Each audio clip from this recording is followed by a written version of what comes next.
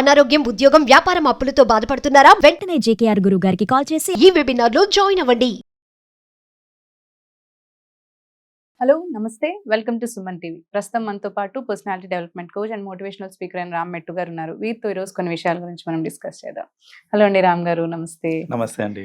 So as నేను అన్ని questions అడుగుతూ ఉన్నాను కాబట్టి మోస్ట్ కామన్లీ, అంటే నా డౌట్ కాకపోయినా నేను కామన్ రిప్రజెంటేటివ్ ఆఫ్ డౌట్స్ లాగా ఒకటి అడుగుతాను. యాక్చువల్లీ ఏంటంటే when like girl or boy or men or women and friendship ఉన్నప్పుడు మెన్స్ కి చాలా డౌట్స్ వస్తుంటాయి. Like if they are liking, వాళ్ళు లవ్ చేస్తున్నా ఇష్టపడినా కానీ అమ్మాయి ఇష్టపడుతుందా లేదా అనేది వాళ్ళకి తెలియదు. కొన్నిసార్లు కన్ఫ్యూజన్ లో ఉంటారు. ఏంటంటే తను ఫ్రెండ్షిప్ ఎక్స్పెక్ట్ చేస్తుందా, లేదంటే నిజంగానే లవ్ చేస్తుందా, లేదంటే టైం అంటే కంపానియన్షిప్ కోరుకుంటుందా అనేది వాళ్ళకి అర్థం కాదు. నిజంగా ఒక అబ్బాయికి తెలియాలి అంటే అమ్మాయి నిజంగానే తనని లవ్ చేస్తుంది అని తెలుసుకునే ఏదన్నా ఇండికేషన్స్ ఉంటాయంటారా అసలు? యాక్చువల్లీ ఎస్ ఖచ్చితంగా ఇండికేషన్స్ ఉంటాయండి. Indications or maybe we can call them hints as well. Hints ని, ఇండికేషన్స్ ని కరెక్ట్ గా పట్టారు అని అంటే కనుక you will have the clarity. ఈ కన్ఫ్యూజన్ అనేది ఉండదంటారు. సో అంటే ఆ అమ్మాయి నిజంగా నన్ను లవ్ చేస్తుందా లేకపోతే ఓన్లీ ఫ్రెండ్షిప్ ఏంటి అనేసి ఐ హావ్ సీన్ అండి చాలా మంది మెన్ ఏంటంటే అది తెలియక నేను ముందడుగు వేయాలా వద్దా అని తెలియక దాన్ని ఎలా తీసుకోవాలి ఇదంతా అనేది అర్థం కాక వాళ్ళు ఏంటంటే సమ్ టైమ్స్ ఆపర్చునిటీస్ అంటే నిజంగానే ఒక అమ్మాయి she may not be open enough. అంటే ఏంటంటే ఒక అమ్మాయి డైరెక్ట్ గా నువ్వు అంటే నాకు ఇష్టం అని చెప్పలేకపోవచ్చు. సో అలాంటప్పుడు ఏంటంటే మనం ఇండికేషన్స్ ని క్యాచ్ చేయాలి. చాలా మంది ఐ హావ్ సీన్ ఆ ఇండికేషన్స్ ని కరెక్ట్ గా అసలు ఇండికేషన్ ఇస్తుందనే విషయమే తెలియకుండా చాలా మంది ఉంటారు. సో అలాంటి వాళ్ళు కొందరు ఏంటంటే ఇండికేషన్స్ ఏం లేకపోయినా కూడా దాన్ని హింట్ లాగా తీసేసుకొని నిజంగా అమ్మాయికి నేను అంటే ఇష్టమేమో అని చెప్పేసుకొని ఫ్రెండ్షిప్ స్పాయిల్ అయిపోవడం అన్ని అవుతా ఉంటాయి. కాబట్టి I talk about a few common indications అండి. ఈ ఇండికేషన్స్ ఏంటంటే knowingly or unknowingly women side నుంచి వస్తూ ఉంటాయి. That is when we can understand that ఆ interest levels from the other side is intact అని అర్థమవుతుంది మనకి. సో అందులో వెరీ ఫస్ట్ థింగ్ ఏంటంటే ఒక అమ్మాయి తన డైలీ రొటీన్ నుంచి she will definitely spend some time for you. When I say spend for you in the sense అది టెక్స్టింగ్కి అవ్వచ్చు, కాల్స్కి అవ్వచ్చు. అంటే ఇంతకు ముందు జరగలేదు కానీ ఆ ఇంటెన్సిటీతో టెక్స్టింగ్ అవుతూ ఉంది. అండ్ టెక్స్టింగ్ లోనే ఏంటంటే కొన్నిసార్లు బ్రేక్స్ వస్తూ ఉంటాయి మనకి. సో ఆ బ్రేక్ వచ్చినప్పుడు ఏంటంటే she will continue with some other topic. So అక్కడికి అయిపోయింది అని వదిలేయటం కాకుండా ఇంకేదైనా క్వశ్చన్ రేస్ చేసి దాన్ని ప్రొలాంగ్ అయ్యేటట్టు చూడటము, అది ఫోన్ కాల్లో అవ్వచ్చు. లైక్ ఇలాంటివి ఏంటంటే it's little bit of hint. Normal texting కి మళ్ళీ ఇదైపోతుంది. Normal texting like throughout the day అందరితో టెక్స్ట్ చేసినట్టే నీకు టెక్స్ట్ చేస్తుందంటే అది వేరు. జనరల్ గా టెక్స్ట్ చేయదు, బట్ స్లోలీ ఇప్పుడు టెక్స్టింగ్ అనే ఇంటెన్సిటీ మెల్లమెల్లగా పెరుగుతా ఉంది. We are talking about all the topics, personal, impersonal అన్ని మాట్లాడుతున్నాము అని అంటే that is one prime indication అండి. ఏంటంటే టైం అనేది which is very valuable. So ఒక పర్సన్ ఎస్పెషలీ ఒక విమెన్ టైం ఇస్తుంది అని అంటే that is one of the greatest indications. Second thing ఏంటంటే తెలియకుండానే ఆ ఎఫెక్షన్ అనేది it will start. One I say affection, ఇంతకు ముందులాగా సపోజ్ స్టార్టింగ్ లో ఎలా ఉంటుంది అని అంటే తిన్నావా అంటే లేదు నాట్ యెట్ అనేసి అంటాం మనము, ఓకే అనేసి వచ్చేస్తా అంతే. బట్ ఈవెన్చువలీ లేదు ఇంకా తినలేదు అని అంటే టైం అయిపోయింది ఇంకెప్పుడు తింటావు అని అలా స్టార్ట్ అయింది అనుకోండి. Or it might impact your health, తొందరగా తిను రేపటి నుంచి, ఇలాంటివి ఏదన్నా వచ్చినాయి అనుకోండి, that is one in a way అది ఎఫెక్షన్ చూపిస్తున్నట్టే. సో అలాగే if you know sometimes work పరంగా కానీ if someone is little frustrated కానీ డిప్రెస్డ్ కానీ అట్లా ఉన్నారనుకోండి, అమ్మాయి she will ensure that he is out of depression. So అలాంటి కన్సర్న్ అది కూడా చూపించడం అనేది that is the second thing అన్నమాట. దట్స్ నథింగ్ బట్ ఎక్కువ ఆలోచించుకోలేలా ఏమైనా కన్సర్న్ వర్డ్స్ చెప్పడం. Right. And the third thing is effort. తను ఎఫర్ట్ పెట్టడం కూడా is very important. When I say effort ఏంటంటే ఒక రిలేషన్షిప్ ని ఇంకా స్ట్రెంథన్ చేయడానికి అటు సైడ్ నుంచి కూడా ఎఫర్ట్ వస్తుంది అనమాట.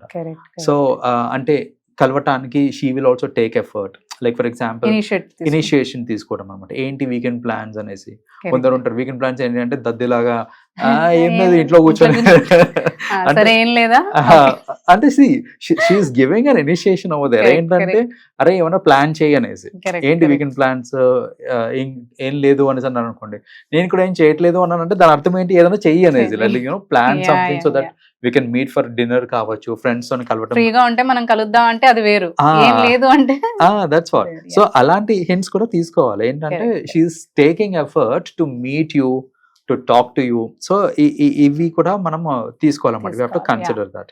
So that is another thing. ఇంకొక thing which I mean it's a kind of indication that she comes up with is possessiveness. Exactly. So ఇక్కడ ఏమవుతుందంటే మీరు ఇంకా ఫార్మల్గా ఒకరికొకరు చెప్పుకోలేదు that we both love each other అనేసి, కానీ ఇఫ్ షీ సీస్ దట్ మీరు ఎక్కువ టైం మీ మేల్ ఫ్రెండ్స్ తోటే స్పెండ్ చేస్తున్నారు, లేదా దెర్ ఈస్ అనదర్ గర్ల్ ఎవరితోటైతే మీరు ఎక్కువ మాట్లాడుతున్నారు, ఇలాంటిది ఉందనుకోండి, షీ బికమ్స్ పొసెసివ్ అండ్ ఒక ఆర్గ్యుమెంట్ అనేది స్టార్ట్ అవుతుంది అక్కడే. ఎందుకు మాట్లాడుతున్నావు అమ్మాయితో ఎక్కువ, లేకపోతే పద్దాకా అదే ఫ్రెండ్స్ తోటి ఉంటావా, నాతో టైం స్పెండ్ చేయవా అనేసి. సో ఇక్కడ ఏంటంటే ఆ లిటిల్ బిట్ ఆఫ్ పొసెసివ్నెస్ అనేది it adds to it. So that is another thing that they have to understand that ఇది కూడా ఇచ్చేస్తున్నారు అనేసి. And lastly likes and dislikes కూడా they will try to understand. వాళ్ళు ఏంటంటే క్యాజువల్ గానే మాట్లాడుతూ, ఇది స్టార్టింగ్ స్టేజ్ లో అవుతుంది.